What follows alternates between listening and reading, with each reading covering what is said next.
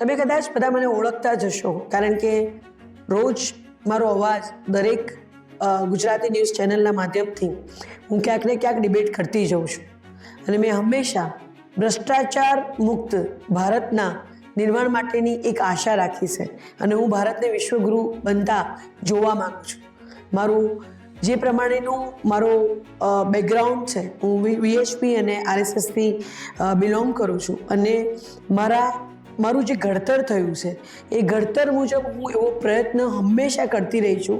મારો અવાજ હંમેશા બુલંદ રહ્યો છે જ્યાં પણ ગેરવહીવટ થયો છે અને એ ગેરવહીવટના વિરુદ્ધમાં અવાજ ઉઠાવીશ અને વિજિલન્સ કમિટીની રચના કરવામાં આવશે અને જે પણ અત્યાર સુધી જે પણ કમ્પ્લેનોને કદાચ લોકો બોલી નહોતા શકતા એ કમ્પ્લેનોને લેવામાં આવશે, સિરિયસ લેવામાં આવશે.